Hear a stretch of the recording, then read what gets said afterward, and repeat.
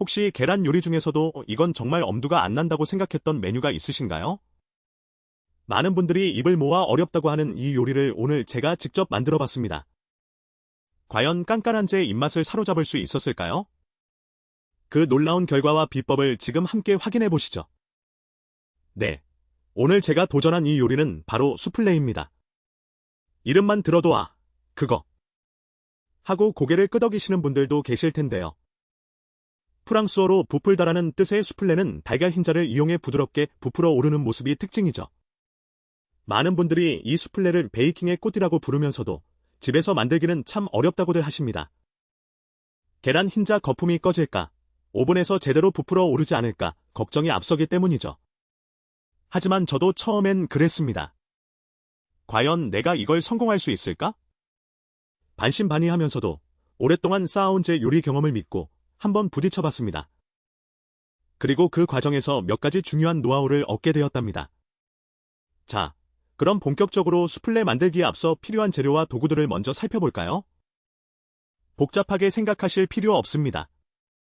주재료는 우리에게 너무나 익숙한 계란입니다. 신선한 계란 3개 정도면 충분하고요. 설탕은 30g 정도, 그리고 맛을 잡아줄 소량의 소금과 레몬즙 또는 식초 약간이 필요합니다. 여기에 수플레를 구울 수 있는 작은 내열 용기, 즉 나메킨 서너 개가 필요하고요. 거품을 낼 핸드믹서나 거품기, 그리고 깨끗한 볼 2개 정도면 준비는 끝입니다. 그런데 여기서 중요한 건 모든 도구가 기름기 없이 아주 깨끗해야 한다는 겁니다.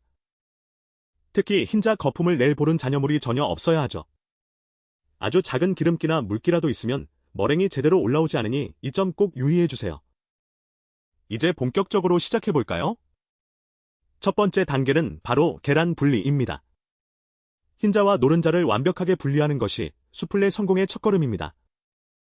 노른자가 조금이라도 흰자에 섞이면 머랭이 잘 만들어지지 않기 때문입니다. 달걀을 조심스럽게 깨서 껍질을 이용해 노른자를 이리저리 옮겨가며 흰자를 분리하거나 손가락 사이로 흰자를 흘려보내는 방법도 있습니다. 만약 노른자가 터져서 흰자에 섞였다면 아깝지만 그 흰자는 머랭용으로 사용하지 않는 것이 좋습니다. 흰자를 깨끗하게 분리했다면 이제 설탕을 넣고 머랭을 쳐줄 차례입니다. 머랭은 수플레의 생명이나 다름없죠. 처음에는 약한 속도로 핸드믹서를 돌리다가 거품이 조금씩 올라오기 시작하면 레몬즙이나 식초 서너 방울과 소금을 아주 약간 넣어줍니다. 레몬즙이나 식초는 흰자의 단백질을 안정화시켜 머랭을 더 단단하게 만들어주는 역할을 합니다. 그리고 설탕은 한 번에 다 넣지 마시고 3번에 걸쳐 나누어 넣으면서 거품을 올려주세요. 설탕을 너무 한꺼번에 넣으면 머랭이 무거워져서 잘 부풀지 않습니다. 거품이 단단하고 윤기 있게 올라올 때까지 휘핑해주세요. 뿔이 단단하게 서는 단단한 머랭이 되어야 합니다. 볼을 거꾸로 뒤집어도 떨어지지 않을 정도면 완벽합니다. 이 머랭을 만드는 과정이 생각보다 오래 걸릴 수 있지만 인내심을 갖고 꾸준히 휘핑하는 것이 중요합니다. 마치 장인의 마음으로 한 땀 한 땀 술을 놓듯이 말이죠. 머랭이 완성되면 이제 노른자 반죽과 합쳐줄 차례입니다. 노른자에 설탕 조금과 밀가루 1스푼 정도를 넣어 잘 섞어주고 여기에 우유나 버터를 녹인 것을 약간 넣기도 합니다. 이 노른자 반죽에 완성된 머랭을 3번에 걸쳐 나누어 섞어줄 겁니다. 그런데 여기서 또 한 번의 중요한 포인트가 나옵니다. 바로 섞는 방법입니다.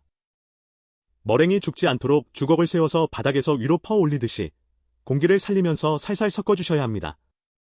너무 세게 저으면 애써 만든 머랭의 공기가 다 빠져나가 수플레가 부풀지 않게 됩니다.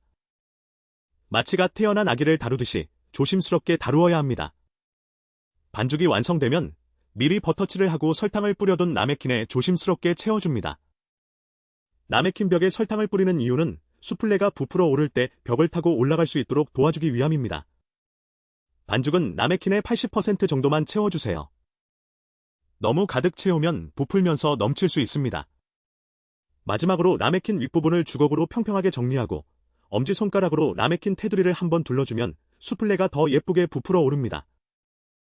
이제 대망의 오븐에 넣을 시간입니다. 오븐은 미리 180도로 예열해 두어야 합니다. 예열된 오븐에 수플레를 넣고 15분에서 20분 정도 구워줍니다. 오븐 문을 절대 중간에 열어보시면 안 됩니다. 외부 공기가 들어가면 온도가 급격히 떨어져서 수플레가 주저앉을 수 있습니다. 오븐 안에서 수플레가 서서히 부풀어 오르는 모습을 지켜보는 재미도 쏠쏠하답니다. 마치 아이들이 무럭무럭 자라는 모습을 보는 것 같은 뿌듯함이랄까요. 드디어 20분이 지났습니다. 오븐 문을 열자, 와! 놀랍게도 수플레가 라메킨 위로 봉긋하게 부풀어 올라 있었습니다. 처음 도전하는 것 치고는 제법 훌륭한 모습이었죠. 겉은 황금비두로 바삭해 보이고 속은 얼마나 부드러울지 기대가 됐습니다. 조심스럽게 오븐에서 꺼내 식탁으로 가져왔습니다. 수플레는 오븐에서 나오면 순식간에 사그라드는 성질이 있으니 가장 예쁠 때 얼른 사진도 찍어두시고요. 따뜻할 때 바로 드시는 게 가장 좋습니다. 한 스푼 크게 떠서 입에 넣는 순간 하는 감탄사가 절로 나왔습니다. 겉은 아주 살짝 바삭하면서도 속은 정말이지 구름처럼 부드럽고 촉촉했습니다. 계란 비린 맛은 전혀 없이 은은한 달콤함과 부드러운 식감이 입안 가득 퍼졌습니다. 아메리카노 한 잔과 함께라면 정말 최고의 디저트가 될 것 같았습니다. 제가 어렵다고 생각했던 이 수플레를 직접 성공적으로 만들어냈다는 성취감까지 더해지니 맛은 2배, 3배 더 좋게 느껴졌습니다. 물론 완벽하게 성공했다고 할 수는 없습니다. 첫 시도였기에 모양이 조금 기울거나 부풀어 오르는 정도가 아주 완벽하진 않았습니다. 하지만 오히려 그런 점이 다음번 도전에서는 더 잘할 수 있다는 기대감을 안겨주더군요. 여러분, 수플레를 만드는 과정은 마치 우리네 인생사와도 같다는 생각이 들었습니다. 계란 흰자처럼 평범해 보이는 재료도 정성과 인내심을 갖고 올바른 방법을 따른다면 마치 하늘로 솟아오르는 수플레처럼 놀라운 결과물을 만들어낼 수 있다는 것을 말이죠. 때로는 실패를 맛볼 수도 있고 생각처럼 되지 않는 순간도 있습니다. 하지만 포기하지 않고 다시 도전하며 작은 비법들을 익혀나가다 보면 언젠가는 분명 성공의 달콤함을 맛볼 수 있을 겁니다. 요리라는 것이 단순히 배를 채우는 행위를 넘어 과정 속에서 배우고 성장하며 때로는 작은 성취감을 통해 삶의 활력을 얻는 좋은 방법이 아닐까 싶습니다. 50대, 60대, 70대. 나이를 먹어가면서도 새로운 것을 배우고 도전하는 즐거움은 그 어떤 것과도 바꿀 수 없는 소중한 경험입니다. 여러분도 집에서 이 어렵다는 수플레에 한번 도전해보시는 건 어떨까요? 어쩌면 생각보다 훨씬 쉽고 재미있는 경험이 될 수도 있습니다. 오늘 영상이 여러분의 식탁에 작은 즐거움과 용기를 선물했기를 바랍니다. 건강한 요리로 늘 행복하시길 바랍니다.